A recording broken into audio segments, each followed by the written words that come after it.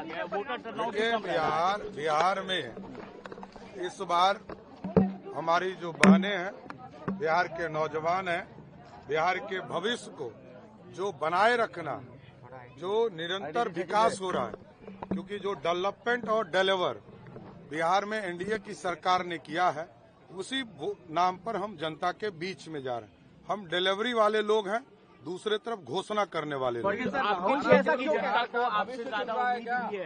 नहीं, देखिए बिहार की समृद्धि के लिए काम कर रहे हैं। मैं तो ये 6ठी बार चुनाव लड़ने आया, मैं लगातार 6ठी बार चुनाव लड़ने आया हूं। जनता का आशीर्वाद मिलेगा, सदन पहुंचूंगा और नई सरकार बनाऊंगा। लेकिन सर, राहुल जी ने जो कल प्रेस कॉन्फ्रेंस किया, जो सवाल उठाए हैं वो चोरी को लेके, वो तो ये कह रहे हैं कि आफ्टर रिजल्ट हम देखिएगा बिहार में कुछ ऐसी तस्वीरें निकल करके आएंगी। देखिए, राहुल गांधी इस देश में यदि लोकतंत्र खतरे में था तो उनके परिवार के चलते, लोकतंत्र खत्म हुआ तो उनके परिवार के चलते, ओबीसी वर्ग को यदि 40 वर्ष तक इंतजार करना पड़ा आरक्षण के लिए तो वो राहुल गांधी का परिवार, यदि स्वर्ण समाज को आरक्षण के लिए इंतजार करना पड़ा 70 वर्ष तो वो था राहुल गांधी का परिवार, देश में अराजकता था तो राहुल गांधी का परिवार, बिहार लूटा तो लालू जी का परिवार। तो ये साफ कर रहे हैं, बिहार में भी कर लेंगे कि वो जानते हैं, जैसे राहुल गांधी जैसा यदि विरोधी हो इस देश में तो मोदी जी को अगले 20 साल तक कोई नहीं रोक सकता है। सम्राट जी, आपने कहा सदन पहुंचूंगा, सरकार बनाऊंगा, आप सीएम बनने वाले हैं क्या? नीतीश कुमार जी हमारे मुखिया हैं और आगे भी रहेंगे।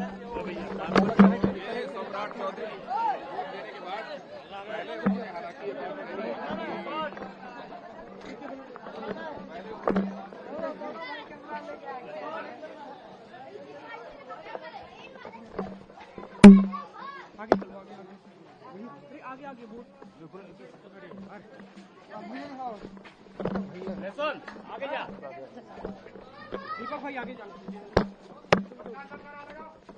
नहीं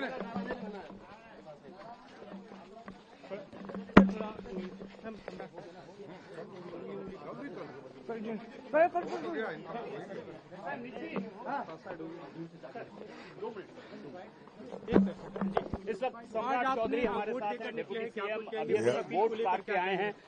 पूर्ण रूप से बिहार में एक अच्छी सरकार बने और जो नीतीश कुमार जी, भाइयों साथियों से आग्रह करूंगा कि अपने सबसे बड़े अधिकार मताधिकार का इस्तेमाल जरूर करें, जिसके भी पक्ष में करना है, जिसपे भी आपको विश्वास है, जो भी लगता है आपको कि आपके भविष्य के लिए उनका नेतृत्व सही रहेगा, उनको आप चुनने का काम जरूर करें, घर से जरूर निकलें।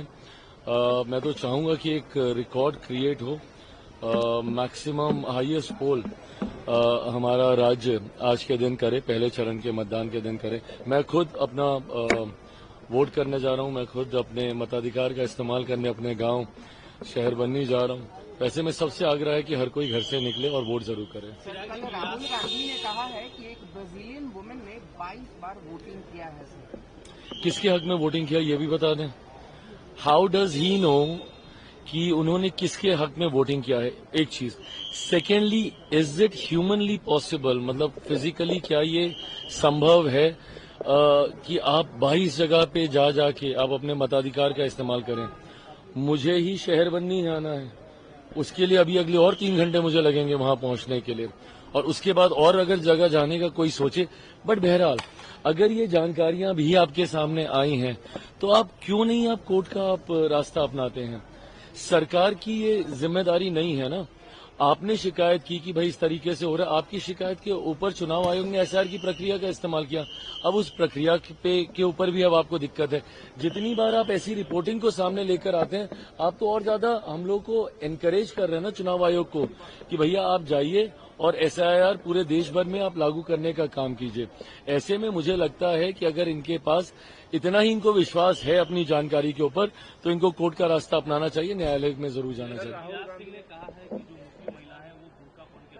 क्योंकि वो जब एयरपोर्ट से जाती है, कहीं पे जाती है तो जांच में वो बुर्का नहीं पड़ती, हटा लेती है, लेकिन जब वोट देने आ रही है तो बुर्का क्यों पड़ रही है, ये सब देखिए, ये बिना मतलब के ये हिंदू मुस्लिम ये विवाद वाली बातें हैं। फिलहाल आज की तारीख में सबको एकजुट होकर मतदान का अपना अधिकार का इस्तेमाल करना चाहिए मतदान के।